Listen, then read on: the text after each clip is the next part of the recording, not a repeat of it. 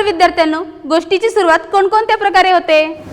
गोष्टीची सुरुवात संवादाने होते. गोष्टीची सुरुवात आवाजाने होते. गोष्टीची सुरुवात प्रसंगाने होते. गोष्टीची सुरुवात वर्णनाने होते. मग अशाच प्रकारे गोष्टीची सुरुवात वर्णनाने असलेली आपल्याला एक आज गोष्ट पाहिजे आहे. नमस्कार, मी सौरोहिणी गणेश हेमाडे.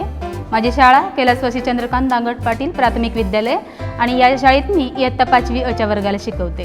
आजच्या पाठाचे उद्दिष्ट आहे गोष्टीच्या सुरुवातीला आलेल्या वर्णनाचा संदर्भ लक्षात घेऊन संवादाचा वापर करून गोष्ट पुढे नेणे. आता या वर्णनात कोणकोणती पात्र आली आहेत?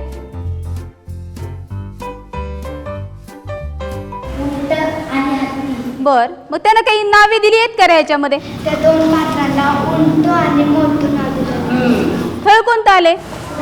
कोणत्या वेळेचा उल्लेख आलाय? दुपार. कोणत्या वाक्यावरून वाटलं?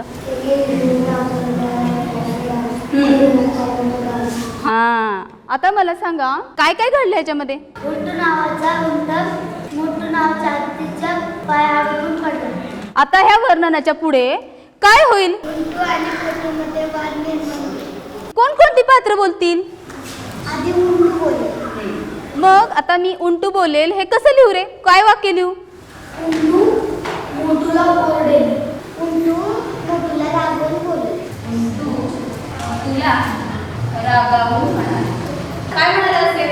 तू इथे रस्त्यात पाय पुसून का झोपणारेस? अरे मोठू, तू रस्त्यात का झोपलाय? तुझ्यामुळे मी पडलो. आता मला सांगा उंटानंतर कोण बोलेल? त्यानंतर मोठू बोलले. आणि आता मला हे सांगा मोटू आणि उंटू मध्ये काय नातं आहे रे? उंटू आणि मोठूमध्ये शत्रुंचं नातं. आता हत्ती काय बोलला असेल? अरे तू माझी झोप का उडवलीस? बर, आता मला सांगा आपण अरे काय रे असं कुणाला बोलतो रे? मित्राला किंवा उंटू काय म्हणेल हत्तीला? अरे तूच तर कधी आला? मी माझ्या मित्राकडे चाललो होतो. उंटू म्हणाला, मी तर सरळ मार्गाने चाललो होतो, तूच मध्ये झोपलास. बघा वर्णनात जरा उंट कसा होता बघा रे जरा. उंट गर्विष्ठ होता. आणि काय आवडायचं त्याला? उंटूला टंगळ टवाळे करायला आवडायचं. मग आता उंट अजून हत्तीला काय म्हणेल रे? कसा चिडवेल तो? टिंगळ कशी करेल आकारावरून त्याच्या? उंटू म्हणाला, अरे तू किती जाड आहे, तुझ्या तडकळून कोणीही पडेल. हत्ती काय म्हणेल? मोटू काय म्हणेल? उंटू खाली झोपला. उंटू त्याला म्हणाला की अरे मी तर झोपलोय, तुझे डोळे काय गेलेत का? उंटू काय म्हणेल सांगा?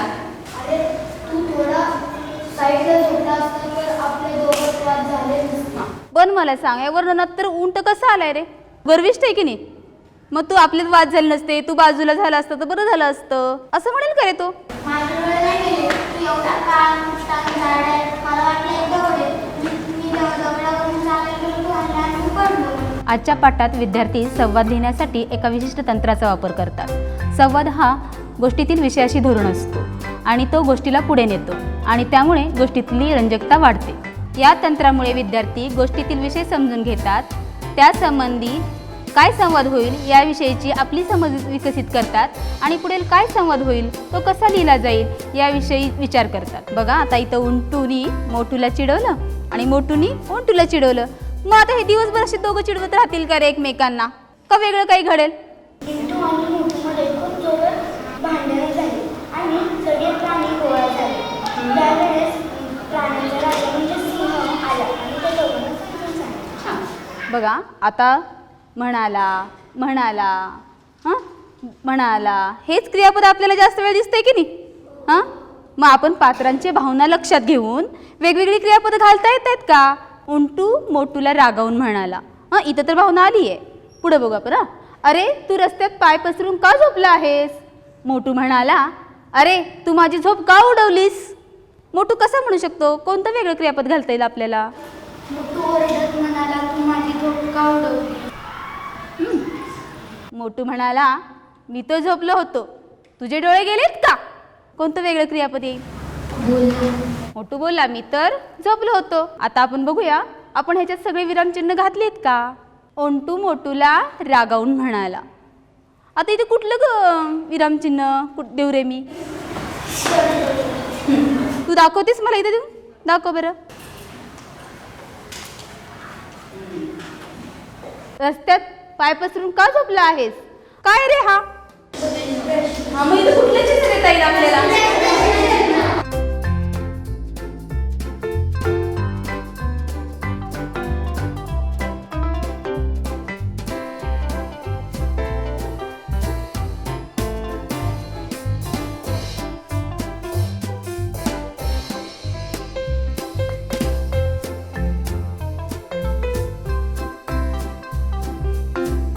आपल्या संवादाचे जे निकष आहेत ते सगळे आपण हे संवाद करताना वापरले.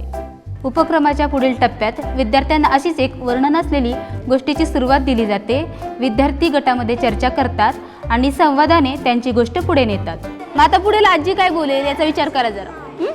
आणि वेगवेगळे क्रियापद आपण तिथं लावलेत बघा. अरे बन्सी, तुझे कपडे कसे फाटले? मला शर्ट फाटले. काय पात्र रागवलंय का, चिडलंय का, हां का त्याला दुःख झाले? रात्र झाली बन्सी कामावरून गावातून येत होता. कामावरून चित्र लागले. आजीने बन्सीला बजावले, परत त्या रस्त्याने येत जाऊ नकोस.